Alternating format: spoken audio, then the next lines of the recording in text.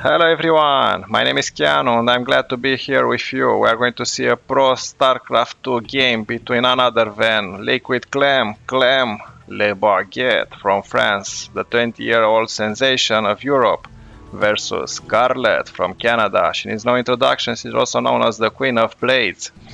Who is going to win? Like usually, we are going to find out together. I'm also curious as well, and because it's a long game, obviously I have an educated guess where it's going to be a lot of action. It's a great map, has a lot of resources everywhere spread, and we are going to see the map split in two, probably here or like this. Let's see. So far, standard opening, we have the Overlord that is going to the opposite direction, while here we have the wall off. The SUV is trying to make sure it creates like a barricade in case of a rush, but these players respect each other too much to try shenanigans. Like this you can do against players in Bronze League. Sometimes even great players are doing it, as I saw Cyril having fun, not once but twice. But I'm not going to spoil more, you are going to find that amazing game in my playlist. If you are going to like this match, remember to subscribe. This is a new channel, it needs all your support. Now we have a second hatchery for Scarlett. Zerg is very greedy by nature, Scarlett is nothing different. But guess what, Clem, I saw a lot of matches with him. This is what made me become a caster, watching StarCraft for a long time. StarCraft was the first game that I ever played 20 years ago. StarCraft 1 obviously, and for me it was something like wow. Now it's an awesome opportunity to enjoy games together with you. The wall off is ready already, and Marine is starting over here, and while this is happening an SUV is trying to see if everything is okay. This is the point of view for Clem. This is why he's trying to explore the map. This is the point of view of Scarlett. She's trying to make sure everything is okay, that there's not going to be any rush, but luckily we have the whole view, so it's easy for us to say, hey, go to the right, hey, don't attack, oh, a medivac drop is happening, but that's because we see the entire map. This thing that is happening over here looks sometimes easy for us, but it's not. Look at the APM, and this is just the beginning of the game, when there are going to be a lot of units attacking on multiple fronts. 1-2 punches is going to be above 1000. So this is not something that you can easily do at home. Now the Terran, for those of you that are not that familiar with this game, the Mule has a huge advantage because it's like a mechanical worker. It's temporary, but he can bring a lot of income. Income is here, like Scarlett has an advantage, obviously having two bases. This one is almost saturated, the third one is almost done, while Clem only has the second base with 6 workers.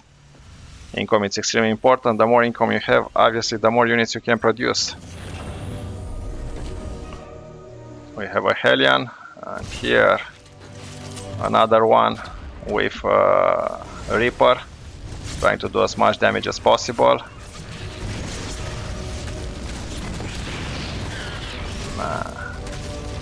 Nothing you can do against Scarlett. That was a cool ability. He can throw a grenade that makes people jump around. Now we are trying to go on the opposite direction, but I have a strong feeling Scarlett is ready for them. Yeah, already 2 queens, some Zerlings. You just saw a Reaper climbing. This is a cool ability as well, and also the fact that he can regenerate health. So are they going to be able? 5 Hellions? Yeah, they can do some economic damage. Like they can go into the mineral lines, kill some of the workers. And this is exactly going behind the queen's back. No, going back. Clem realized that it's not an opening, it's a trap. And now here we have a Banshee. Banshees are very good because they have the cloak ability. They can go into your base and kill workers, but Scarlett is ready, already has a spore crawler. The Banshee has to go back. So already you have multiple fronts. Clem is attacking from front, from behind, everywhere he can. These overlords are acting as scouts, making sure we see an eventual drop or any other shenanigans. These Hellion are in good health, except this one. They can be easily repaired with SUV, but pulling SUV from the mineral lines leads you without minerals. So it's always like a game of chess. You have to make sure to know what the best move it is. But as a chess player, I also like to enjoy playing chess. I can assure you that this is way more complicated. You have to take a lot of decisions at split moment. Scarlett now makes sure she has an overseer to see the two Banshees. The Hellions are able to reach the main base. They are going to kill some workers. Well done for them. This Scarlett immediately splitting them in different the workers groups. So they are not going to be an easy target. And the last of the Hellions is killed. Another overseer here. And while this was happening, it was a distraction because Clem was able to acquire a new orbital command center and immediately dropping mules for an increased income. The best strategy in and here are the workers that are repairing the Banshee. As I was saying, you can keep your units alive. And here we have a group of Marines trying to prevent some of the creep. It's very important for Terran units to destroy as much creep as possible. Rushing, scanning, but scanning is not free, that means less extra mule. So spreading creep has two objectives. First, to increase the map awareness, but also to make the Terran unit to lose some scans. These medivacs full of Marines are very annoying. You can easily find yourself with them in your main base, killing structures, killing workers. Scarlett now is ready for her own counterattack with Revengers, Roaches, and Zerlings. And for good measure, two Overseers. They can also soak on some of the damage. The wall-off is not complete. The supply depots are going to go down. Also blocking Clem. His supply blocked. That's why to have a wall-off, it's a good idea, but what if Zerg immediately destroys it? We cannot have easily any more soldiers. We also have a tank, a Banshee, without any queens. The Banshee goes unopposed, but the queens are here. That was more like a probing attack. Two queens. Those were two changelings. They weren't actually Terran units. Impostors. You know the game Impostor? This is what they were. Now another command center. So now Clem is starting to act like a Zerg, building as many command centers as possible using mules. And what you see now is a sensor tower with circle. Now Clem can see exactly what is happening because of it. Get me out of this mess. It's go time. Now the Terran is going.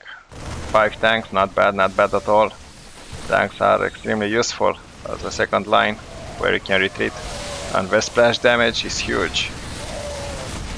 But while we are in siege mode, we are extremely vulnerable.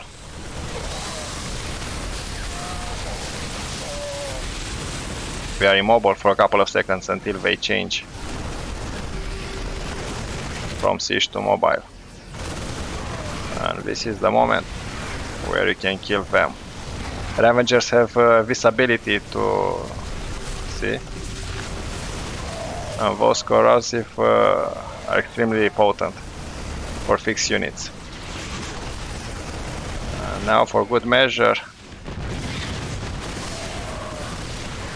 Terrans are going back, trying to take advantage of the siege tanks. This Banshee, 9 kills. Nice. This tank is dead. And you see the streaming of units directly to the meat grinder, as they say. It's like trying to see who is going to run out of units first. So far they are equally matched. Almost the same amount of workers. Also the same amount of units to attack. Other 3 tanks are here. One is already destroyed immediately. This as well. It wasn't a very good investment. Now strategic retreat from Clem. Going back, consolidate his forces. And Scarlett, well done. Medivac, full of units, 8 marines, immediately spotted. At least we are killing some cryptomorphs. And while this is happening, Clem is acquiring a new base, because the first main base is running out. The second as well is low minerals. This one has some minerals left, this one is fresh. And Scarlett is also making sure to have a new hatchery. The infestor is also good, slowing the Terran units that are extremely mobile, if not, for the infestor. So the infestor is not directly killing units, but is very useful in helping the Zerg to kill as many units as possible, to pin them down. And now another sensor tower. So Clem is in charge of his size of the map. He's part of the map, and now he's counter-attacking with a lot of bio and tanks and medivacs. Medivacs are extremely important because they heal their units, the bio units. Non-stop action. Thank you Clem, thank you Scarlett for this amazing game.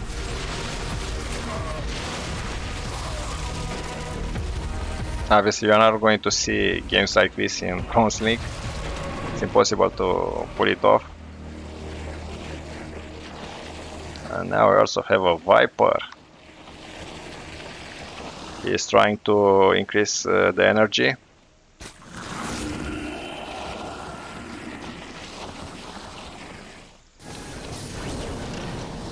Now, who is going to attack first? Like, you can attack on the left, but you get counter-attack on the right. In the meantime, we have a medivac drop. Zerlings are already here to prevent it. Also Spore Crawler. And while this was just a distraction, the main attack is happening over here. What do we have here? 1, 2, 3, 6 Spore Crawlers. Just to prevent counter-attack. And already here we have an attack going on. The tanks were pulled by the Viper in the direction of the Lurker. The Lurkers are actually, look at the spine. If they manage to intercept the bio are dead immediately. Now this base is acquired. Some minerals are left, but it's also like an advanced fortress for the Zerg. 4 tanks, 5 tanks, a sensor tower. Not bad at all. So 1, 2, 3, 4, 5 bases for the Terran. versus 1, 2, 3, 4, 5 for the Zerg. It's never a good time to be a Zerg, and now we have sniping ability. See immediately. Sniping from a distance. But the Overseer is here, and while this is happening, we have a counter-attack with a lot of Ravengers. Yeah, this command center is destroyed. Workers are coming to repair it, SUVs. And now we have 2 sensor towers. So Clem, information is power basically. Clem knows what Scarlett is doing. Also scanning. And these ghosts are amazing. No, Jimmy the ghost is dead. The Spore Crawler is still alive. He can regenerate health over time, and while this is happening, another counter-attack. Trying to kill this base. The orbital command center is in big danger. But it's going to survive. The SUV repairing it, and while this is happening, another confrontation on the opposite side of the map. This is exactly what I've told you. Snipers from the ghost, sniping of the ghost are extremely cool and dangerous. This lurker's almost dead.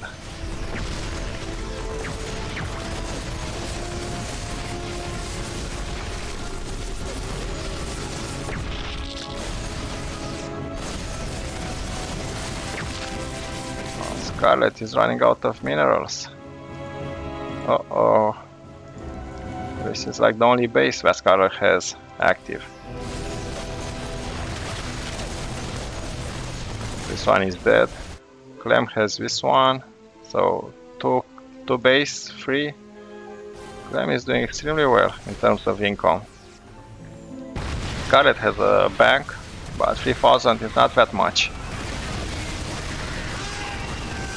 And excellent medivacs, saving some of the units, especially the ghosts.